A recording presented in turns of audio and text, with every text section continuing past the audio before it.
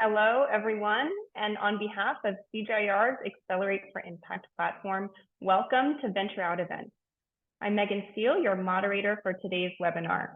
In this event, we join forces with the leading agri-food tech accelerator born out of Wageningen University and Research, StartLife, to explore how collaboration between scientists and entrepreneurs can speed up the introduction of breakthrough innovations in the market. Together, we'll take a look behind their AgriFood Venture Studio model, an initiative of StartLife to create a larger funnel of impactful agri-food tech startups. By bringing together the most promising IP and industry know-how, and linking this to talented engineers and entrepreneurs across the globe, the Venture Studio model can accelerate solutions toward a more climate-positive food system. Today's event is part of the Venture Out series, a lineup of interactive webinars to showcase success stories from the innovation ecosystem of bridging research ideas from lab to market. Venture Out aims to encourage learning and connection amongst innovators, highlight synergies and pathways for value creation with CGIAR research, and further inspire the entrepreneurial mindset and market-oriented approach among CGIAR scientists. Before exploring the mechanics of the Venture Studio model to bring ideas to impact, we'll dive a bit deeper into the why. What is the driving force behind the need for models like this? And where are the opportunities for scientists and scientific entrepreneurship to create impact? On our panel to investigate what these questions mean for innovators at StartLife and CGIAR are Gianpiero Menza, Senior Manager, Partnerships and Innovative Finance of the Alliance of Biodiversity International and CIAT, and Lut Romani, Program Director at StartLife. Welcome, Gianpiero and Lut. A great jumping off point for this conversation would be if you could tell us a little bit about what brings together CGIAR and StartLife today. Thank you, Megan. Hello, everyone. And we all agree that there is an increasing interest in research solutions to address increasingly complex and interconnected challenges. There is still a gap between labs and market, and the Accelerate for Impact platform is working to address some of these aspects in the Alliance and CGIAR. So the ambition here is that solutions with the market potential that are still stuck in research paper or concept stage can be brought to market and can be brought to life, can be turned into something that can actually address concretely the problems out there and in the hands of the beneficiaries.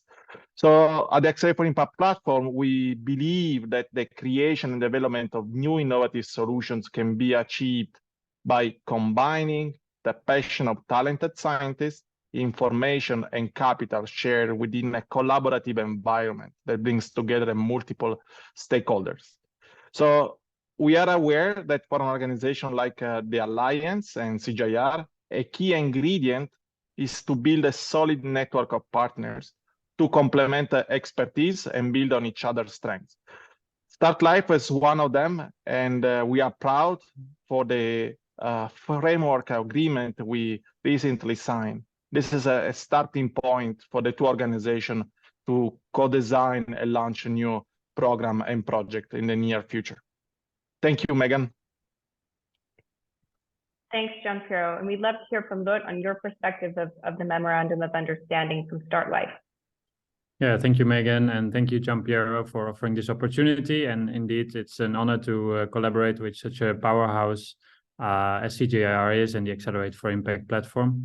And I mean, why are we doing this? I think what's on our plate, the food system contributes for about a quarter to the global warming and all the other challenges that we have today, that we're facing today. So it's a very, very important part of how we can contribute to that and how we can adapt to climate change and mitigate climate change. And that's why most of us are waking up every day, and that's why researchers are doing research for more resilient food systems. And that's also why entrepreneurs are waking up to really make a transition and to speed up the transition of what's needed. To comment on the why collaborate and also why the Venture Studio model, I think the answer is simple. When you look at the 400 companies that we have supported over the last 10 years, we see that not always the teams were complementary. Sometimes teams were born from out of two entrepreneurs, sometimes teams were born of two researchers, and not always the most complementary founding teams were born out of that. And the reason for the venture studio model in that respect is really to connect research with entrepreneurship, to bring these innovations faster to the market and more successful to the market. And that's also something that we'd love to touch upon today with all the members joining in the webinar. Thanks, Louis. And now that we have a bit of context to this collaboration, Gianpiero, can you tell us a little bit about what some of these major challenges are that are being faced by scientific entrepreneurs? Thanks, Megan. I spent some time just to think of what are the top three, right? You know, because of probably the long list of bottlenecks that sometimes scientists face when they need to really translate solutions and bring them from lab to market. So first of all, I believe that agri-food tech innovation sector has a distinctive characteristic that differentiated from the other areas of innovation, right? So agriculture and food technological innovation have a relatively larger development cycles due to the nature of the agriculture requiring more extended periods to test technologies and evaluate results. This is, as I said, is due to the biological cycles that scientists need to go through in order, to develop, test, collect feedback, and reassess what they're working on. The second is, in my opinion, the fact that the agri-tech space is really resource intensive, and often projects, don't always have or don't always provide scientists with the resources needed even to reach a pilot phase, right? So they often get to a nice point where nice concept, nice, evidence that solution could work, but they lack of translational funding that would actually allow them to, even have a proof of concept or a product that can be deployed even for testing. The third is on the often lacking institutional support and incentives to translate inventions into viable products and bring them to market. So finally, allow me a consideration, because the idea that scientists lack the ability to discuss revenue models or construct a business is, in my opinion, an oversimplification. So the notion that venture scientists and venture capitalists are unable to discuss, and to understand each other is a myth, right? Because at the end, there are opportunities, for venture capitalists to understand the complexities behind the technologies that scientists are working on. So, and this brings us back to why the memorandum of understanding with StartLife. So I believe that constructing a successful company is not a solitary endeavor. It's not just a scientist pushing, to translate this into a successful startup. The belief that a single scientist or even a small group of scientists can independently establish a sustainable enterprise is unrealistic, in my opinion. It is in fact, that sometimes, as I mentioned before, the scientists lack the expertise in business model creation or revenue generation. And their strength lies in scientific proficiency. So it is crucial that individuals like scientists recognize the importance of collaboration with partners. They know that they have the tools, the expertise that would allow them to complement their skills and accompany them into a process that can clearly transform, translate their innovation into something marketable, into a viable product, let's say. So thank you, and back to you, Megan. Thanks, Gianpiero. And Loet, from your experience at StartLife and also knowledge of the wider market, how do you overcome some of these challenges for scientists and scientific entrepreneurship? What are the models and mechanisms to incentivize this? Yeah, I mean, there's a lot of activity going on that end. I think it all starts with creating role models and making sure that like building a company, working together with the private market is not something where scientists should be afraid of. In the end, research is done, fundamental research is done to create impact, and often this impact is made in the market, together with companies, together with investors, together with consumers, and this awareness is very, very important to create early on. And then, of course, once an invention has been made and a scientist really wants to take the move and move to a point where a company is created, that's where like a whole new skill set needs to be developed, because often scientists are trained to do great research, but are not necessarily trained or have the experience to run a company, to manage a team, to develop leadership skills on that end. So often there's a transition period for many scientists once they step into a new adventure or a new venture, to move from a scientist to a researcher in a company, or as a CTO, a chief technology officer in a company. And that's a transition. It takes time, and it takes also a lot of skills that need to be built in the new team. Thank you, Loet, and thank you both for that introduction into this session of the Venture Studio model and setting the themes so well. I'm sure our audience is excited to jump on these themes of conversation. So as a reminder to those who are live, please submit any questions, feedback in the Zoom Q&A function to draw on later. And this leads us into excitement into a video shared by StartLife, an example of some of their work. So take it away.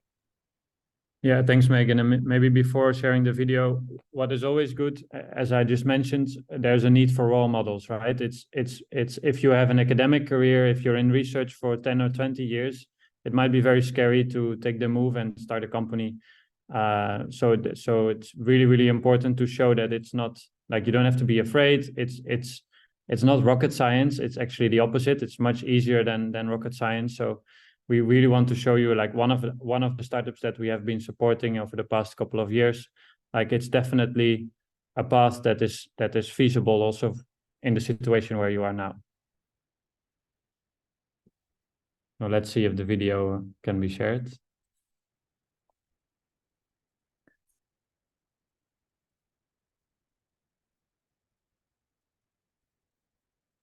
Thank you, Carolina.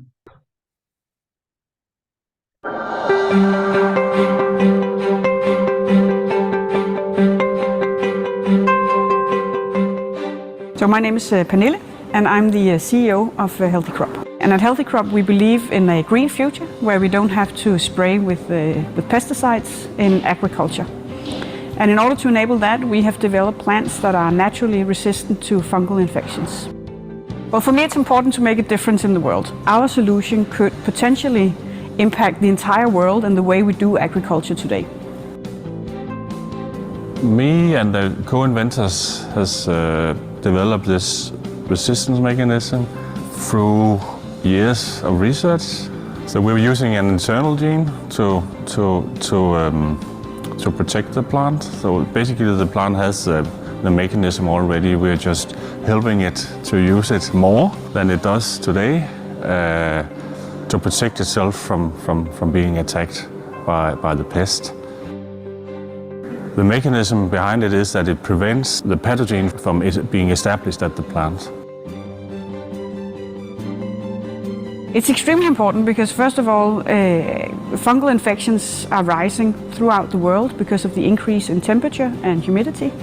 And at the same time, we are looking into a greener future because we want the world to be more sustainable. It's also important because when we store our crops, so after harvesting, if we have small amounts of fungi, then they will create mycotoxins. And mycotoxins are very toxic both to a human and to animals. I joined the StartLife program fall 2020. I really liked the StartLife program. It gave me some basic knowledge about value proposition, how to value your company, how to set a price, how to go out into the market and validate your idea. It also gave me a great network within the industry, so talking to seed producers, but also farmers and different steps of the value chain.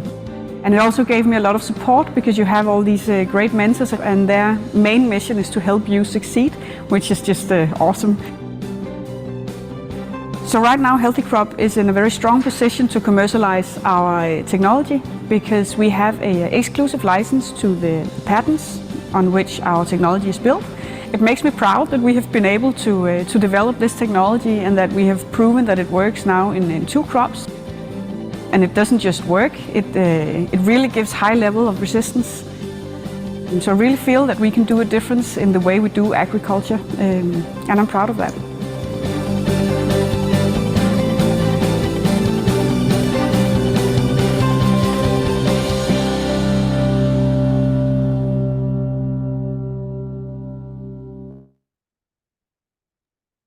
Fantastic. Thank you so much. After that video, I'm sure everyone's very excited to learn more about the model itself.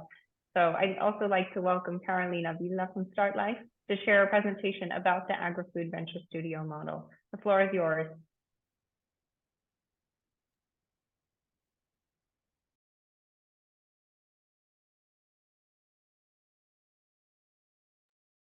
Thanks, Megan.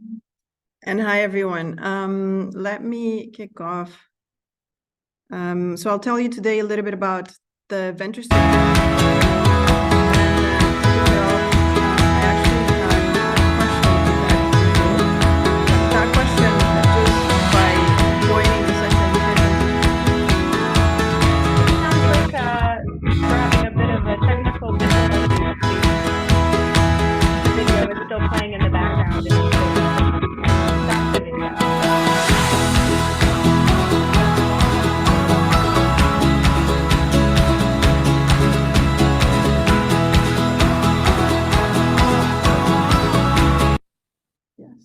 Sorry about that.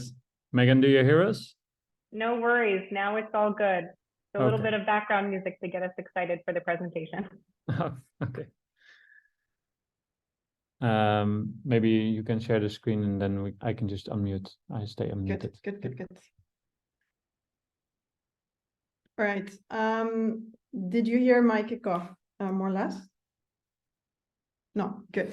Okay, I was saying that I'm going to explain you a little bit the Venture Studio model. But before I do, I actually had a question for you that turned into 2. So my main question is, what motivates you to do science? But when I joined, I also realized, reading the name of the participants, that there is a lot of diversity in terms of like names and last names. So I was wondering, like, where are you joining from in the globe? So I was like, if some of you could just put into the chat where you're joining from and what motivates you to do science, it would be great to kick off our presentation.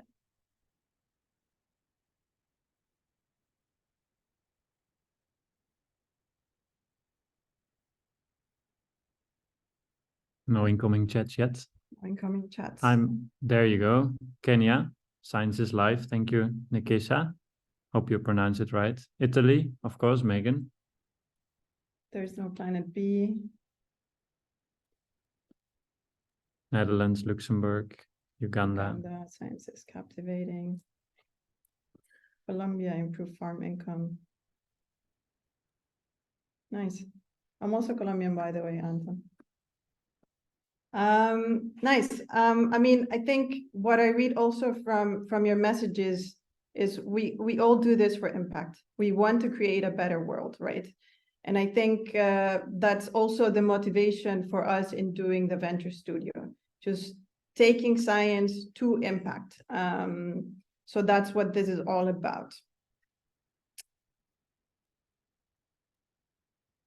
So basically, like I said, we want to create impact. And the way we want to do it is we want to bring valuable knowledge with talented people.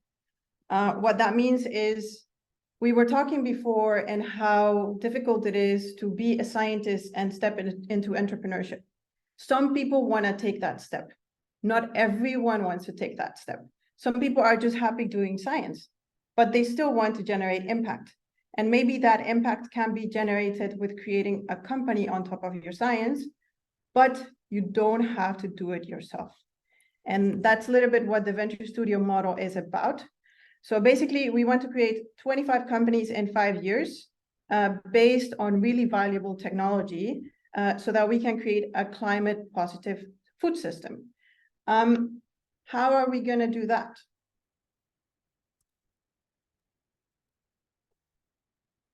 My screen sort of froze.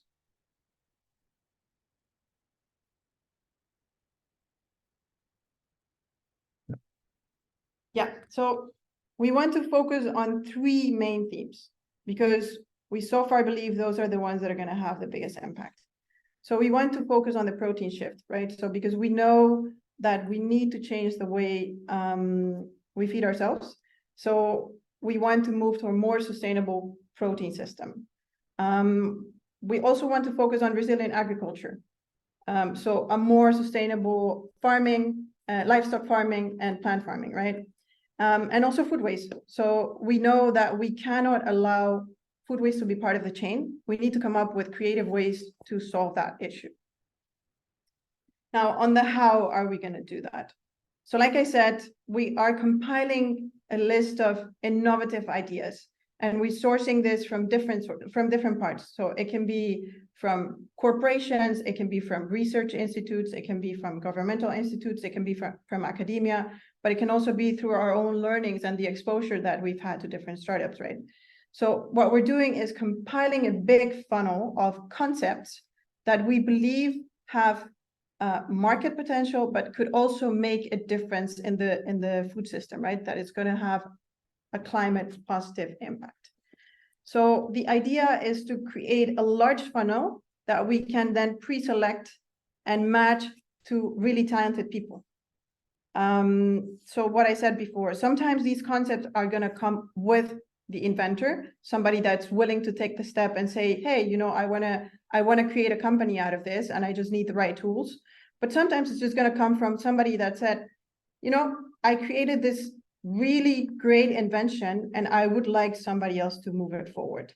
And in that case, we would make the job of actually recruiting people that have the right skills to move this forward, right? So it will go from tech pipeline to company building to impact. When we say company building, how are we going to do that, right?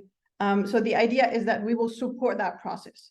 So we will first gather very talented individuals and let them connect, right? It has to feel natural for you to like be with somebody that you're going to have to work with for hopefully many years, right? So we're going to create the right environment so you can connect, so you can start working together, feeling is this a good match for me in the future? Can we do something meaningful together? So the teams are going to form, they're going to start working on the propositions, they're going to start developing a business case, and that business case is going to be presented to an investment committee. So the investment committee is going to challenge, like, is this really suitable for the real world? And are you actually the right people to take it forward?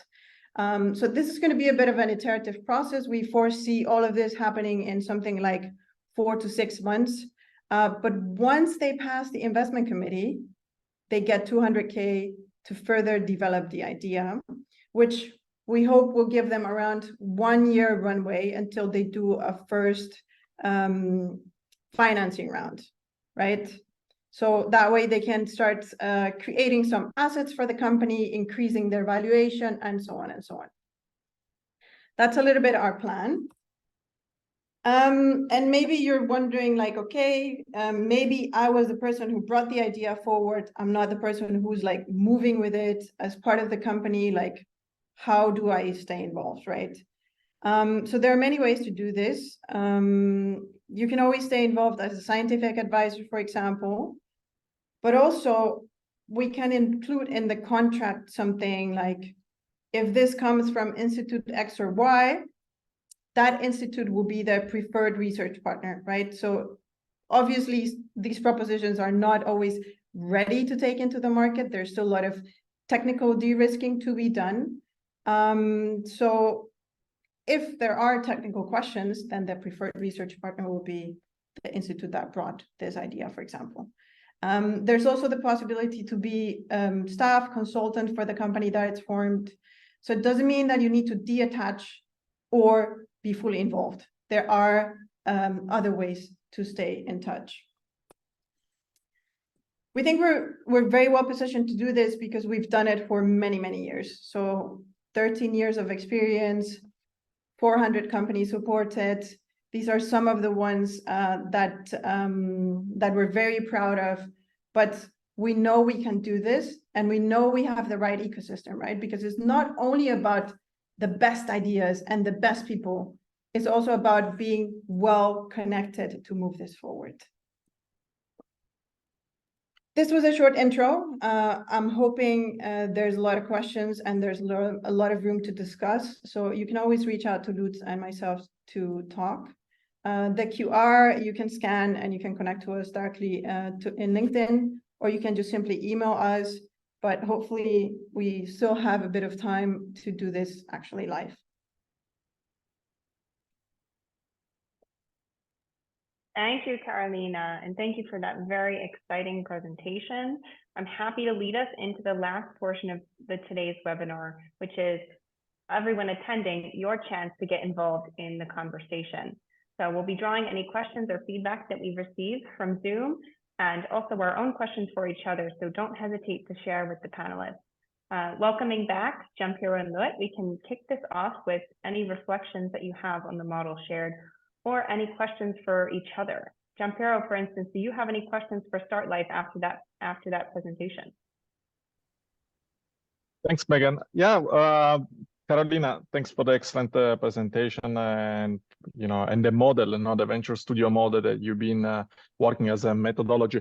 So I would like to take the opportunity to ask you to elaborate a little bit more about this process, to share a bit more details about the actual phase where scientists are accompanied by your teams and experts in your network. How does it work on the day-to-day? Is there like are there classes? How they're testing on the ground, like actually in the field? Just give us an idea on how actually things work. I'll leave that to you. Yeah. Thanks, Giampiero. Good question. And yeah, so basically what it means is that we are looking for both entrepreneurs with experience, right? So not people who are first-time founders, but people who have done it before. And we're looking for smart scientists with or without ideas that are looking to build a company, right? And turn their research or science into impact. And the process for that will be whenever you're interested, we're happy to talk to you. And then towards the month of March next year, we'll be launching the first edition of the studio. It will not be consisting of like workshops and seminars. It will be mostly bringing together smart people, putting them in the room, and making sure that we're building a complementary team.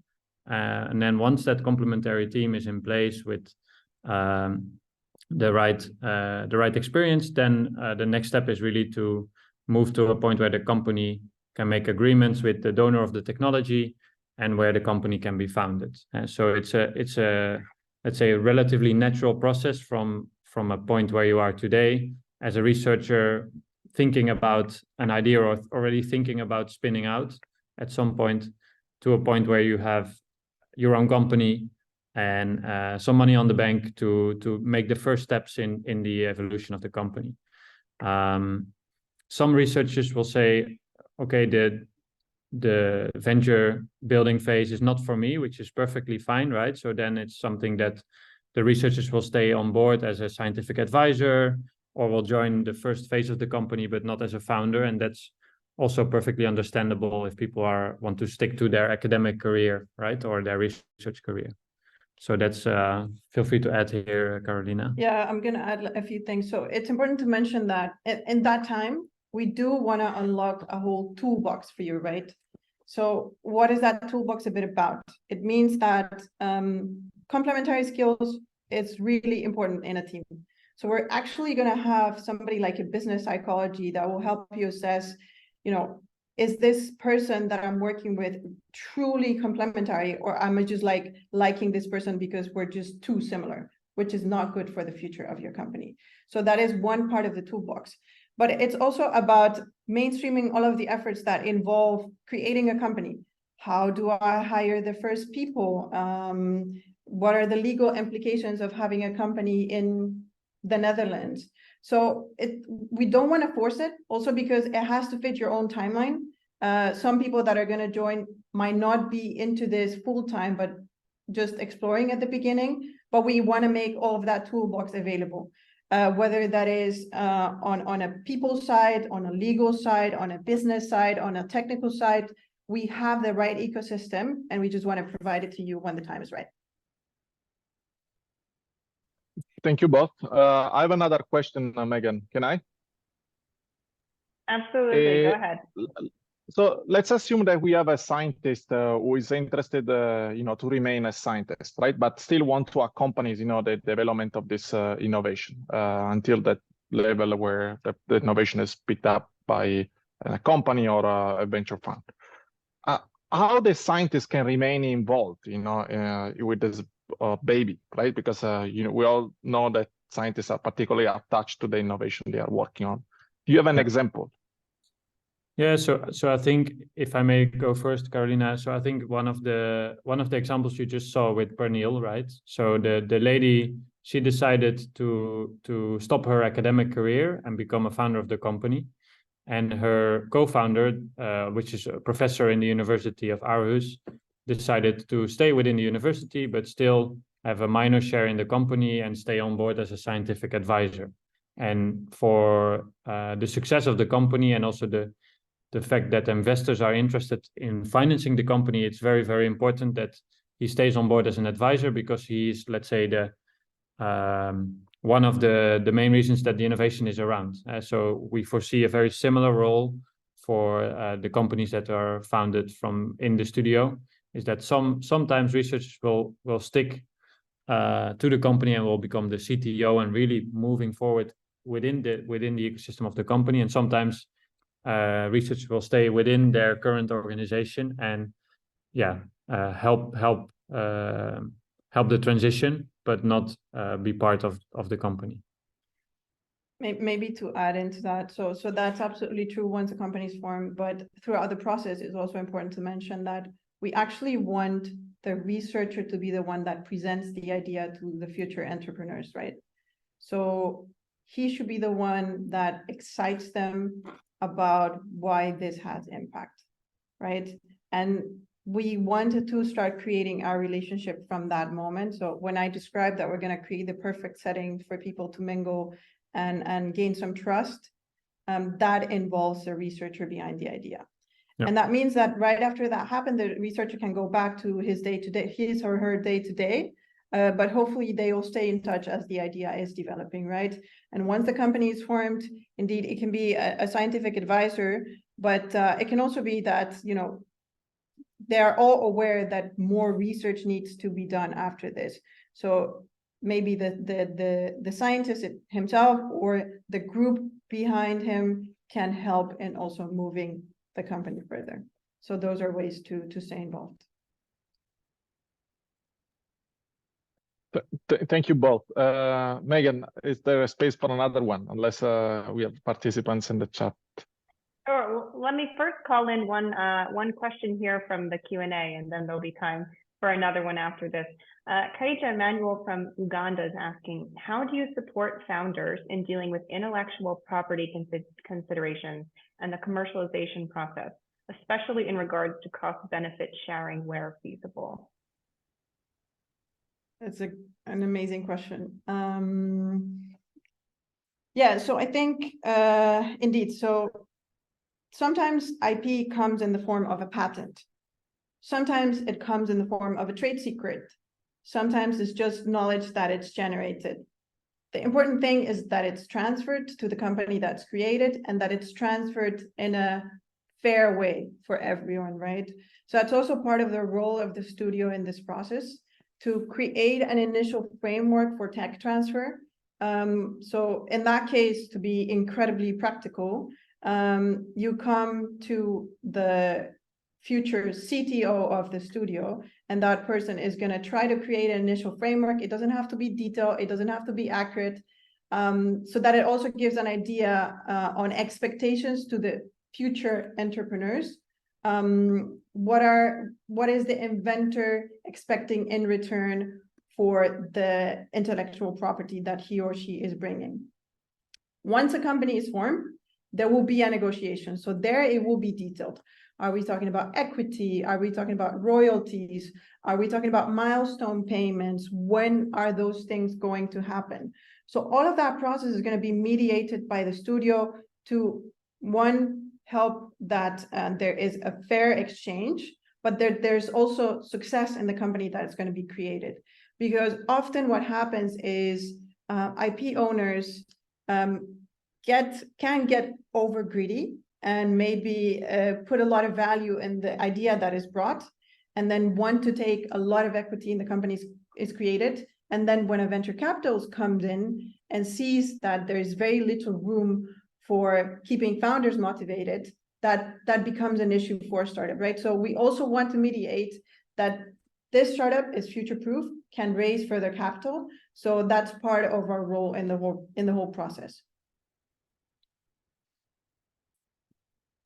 Yeah, and I think to add in there, the relationship that we have with Wageningen University and Research and the preferred supplier position that we have with them is we've seen a lot of spin-off initiatives on our desk.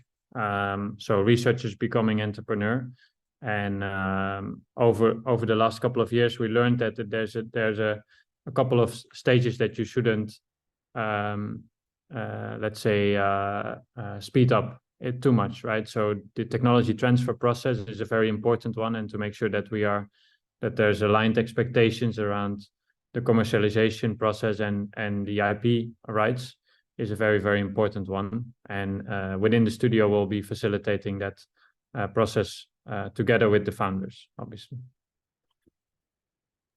Great, thank you for your question. Yeah, there's another question here in the Q&A about the criteria that you normally use to assess the potential success of venture building and startups. So it has to be scientifically solid. That's number one. But it also has to have good market potential, right?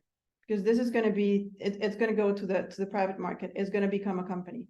So we need to understand that somebody will be actually willing to buy it.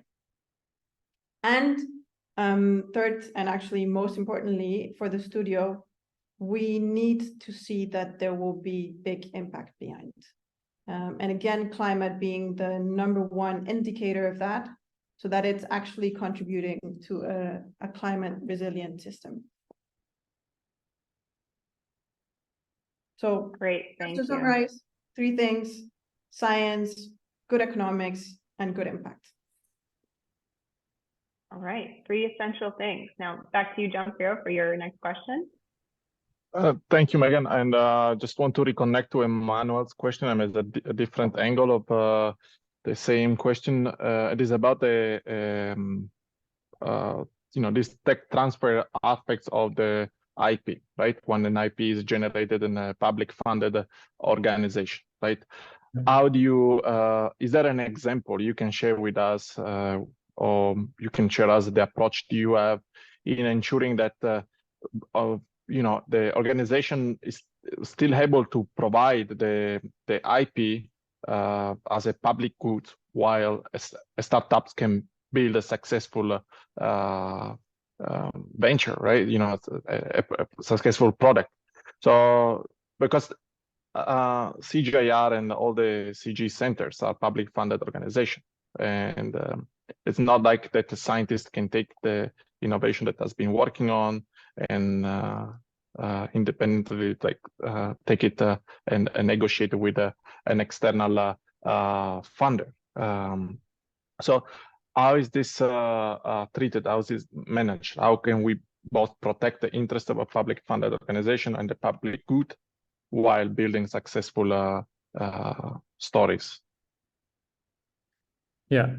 So I mean, also academic institutes like Wageningen University and Research is obviously publicly funded, and this is a situation that we have been dealing with many times. And I think what's important to mention there is that you need to make agreements on the background IP as well as on the foreground IP. And at least a couple of years ago, the concept of foreground IP was new to me. And that basically means that you need to agree if there's research published after the company is created in a particular space, is there somehow can public research benefit from that research that is created in the venture? And also the other way around, if on the same domain or in the same topic, research is being done and published on a particular topic which can be of the benefit for the new venture, then this also should be shared, right? So within this agreement with the public organization, it's very important to make sure that there's good communication back and forth when the research project continues, because that's often the case, right? The research doesn't stop when the venture is created. It's just the start of at the start of the venture, the research forms the basics, but then on top of that, more research is being done, and possibly also more IP is being filed. And I think what we see often, the success in these collaborations between new ventures and startups and spin-offs and public funded organizations is in the agreements that are made on the foreground IP. And obviously, but this counts for everything, right? Business is about people, business is about trust. So obviously, it's not just a contract. It's really investing in researchers, investing in organizations, investing in an ecosystem, where in the end, our end goal is to make sure that we are not stuck with 3 degrees extra for global warming, right? Because then we're all gonna be in trouble. So in the end goal is impact, and rather sooner than later. And I would just add that every situation will be slightly different, and the contract needs to reflect that, and that it's really in the interest of all parties involved. Great, thanks. I'd love to just throw in my own little question here towards the end of how the AgriFood Venture Studio model can involve and prioritize beneficiaries like growers, and especially in contexts like the Global South, and how perhaps CGIAR could be of leverage here. Yeah, great question, Megan. So I think most of the impact is actually made is made on the ground, right? So having growers and also having, let's say, livestock keepers and other, let's say, end users to be part of these innovations is very, very important. That's also one of the reasons why we collaborate and have signed the MOU with CGIAR and the Accelerate for Impact platform, is because we realize that little impact is still to be made when it comes to like the Netherlands, for example, right? But real impact can be made in smallholder farming systems or food systems which are under great danger when it comes to the resilience of the different farming systems there. So I think it's very, very important to collaborate with these end users and which in the end made the success of innovations happen. And I think a great example there is fertilization. Another great example is irrigation. So without drip irrigation, without fertilizers, we wouldn't have been able to feed the world as we can today. And these are all technologies that we consider kind of normal today, but I think 50 years ago, many parts of the world wouldn't be able to produce food because of that particular reason. And now there's new technologies popping up, like in plant breeding, genomics, and many other fields, which we should use to our benefit to really move for a more climate positive food system. I'll just add a small thing to that. I think we're doing what we can to enforce diversity, because without diversity, this cannot happen. So we need to have representation from the different contexts, because only the people in the context know things well enough to get it implemented. So both where we source the ideas from, but also the people. So I think that's very important. Yeah. That's great. Thank you so much, Carolina and Loet. I think that shows a lot of potential and opportunity where we go from here. And as I see, it looks like we've rounded out our time for the live webinar today, but has been a central theme in the presentation and the discussion. The work to incentivize scientific entrepreneurship through models like the AgriFood Venture Studio is just getting started. So for any remaining unanswered questions, feel free to reach out to us at innovations@cgiar.org. At the Accelerate for Impact platform, we believe that the creation and development of new innovative solutions can be achieved by combining the passion of talented scientists, information, and capital within a collaborative environment that brings together multiple stakeholders. So we are aware for an organization like the Alliance and CGIAR, a key ingredient is to build a solid network of partners to complement expertise and build on each other's strengths. And we're proud to have StartLife as one of them. So thanks again, everyone. Stay tuned for key insights from this event and more on our collaboration with StartLife. Carolina, Loet, and Gianpiero, thank you once again for your participation today. And thanks especially to the participation of all who joined us live. So until next time, thank you and keep innovating.